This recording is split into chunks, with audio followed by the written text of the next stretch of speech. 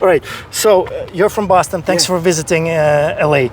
What do people say about what's going on? What are your opinions? What's good, what's bad, what should be done? Yeah, I feel like people don't talk about it publicly enough.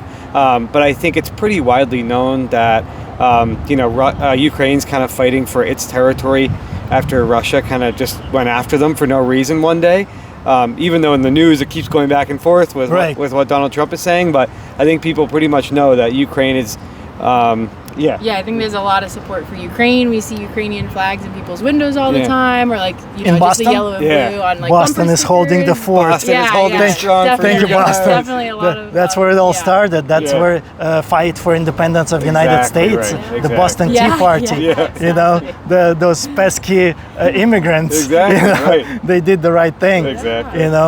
I appreciate what you're saying. So, I think Ukraine is our ally of United States. Totally, Are we doing enough to help them, or do you think more could be done? The United States, I don't think we're doing enough. I think we need to be giving more financially and also more like military assets. Yeah. Also, like our current administration, every other day you talk to them, they decide if it's Ukraine's fault, Russia's fault. There needs to be a more consistent rhetoric with who's, kind of going against who and who's at fault. So I think that we need to be doing a lot more to support our brothers and sisters in Ukraine. Yeah, definitely. I feel like this is not just a conflict between Russia and Ukraine, because it's spilled into other countries, into other areas. Russia has run out of their artillery shells, their ammunition. They're heavily supported by North Korea, by China, by Iran. All those drones, the heavy drones that they're flying, they're Iranian. Or the artillery shells in Russia, they are North Korean. North Korea has the largest military right now, 3 million strong, largest in the world. China is supplying all the drone components, the chips, everything that Russia cannot get a hold. So Russia being this big of a country, they ran out of supplies. Of course, Ukraine would also run out of their supplies if it wasn't for help of our allies, of Germany, all the European countries, Australia, United States, up until recently. It seems like it's a big conflict and so many countries are involved. Have you felt like it's affecting your daily life with what's going on over there? Do you want to take that or me? I mean, I don't feel like it's affected our daily life, but paying attention to what's going on in the news, it affects us. I don't know, in an emotional way, or an emotional way. Like we don't like to. We wish it was over and wish that this conflict wasn't happening. Definitely, of course. Yeah, we wish that the allies were supporting Ukraine better, giving them more, electrical components and drones and Tomahawk missiles.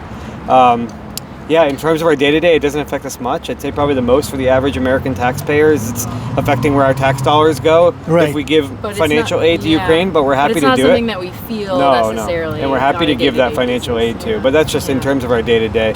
And it seems like that money that's been sent to Ukraine, it was $175 billion, which is, it's a chunk of money, right? But just this year, Trump increased Pentagon budget by $250 billion, which is times and a half of what we sent to Ukraine over the course of 3 years. That's right. So we do have that money. Not just that, but nobody ever said a word since he increased that Pentagon budget by $250 billion, which we are paying that. It's our money, right? The taxpayers. We do have that money. He did what we call here bait and switch. He told everyone he was going to reduce the deficit and reduce spending, and then he spent more money on things that he cares about. Department of War. Exactly, right. Department of War, silly things that no one cares about. It's awful, Yeah, and I'm trying to think it's silly, and I think it's, with every day it's less and less silly and kind of worrying. Yeah, totally. It is very worrying. What's going on? Every day that's gone by is more worrying. We're only 9 months into the Trump presidency here, and everything is very worrying. We need to get him out of there as soon as possible. There's nothing that we can do about that besides go out and protest. So Definitely. We'll just keep doing that. Were you guys part of the No Kings protest at all? We had to be somewhere that day, or else we definitely would have been there for sure. I'm guilty as well. I found better things to do. We all have other things. But we were happy that we'll go to the next one and then But one see, after if that. I was at the No Kings, I wouldn't be filming today, and I wouldn't meet with you guys. Exactly. Right. So there's always silver lining in everything that we do. Exactly. Important thing is to keep a clear head and kind of standing on the issues strong, because I think it's more important now than ever. Yes, the world is upside down right now, for sure. Let's get it back up, right? Exactly. Well, totally appreciate your time today. Thank you so much.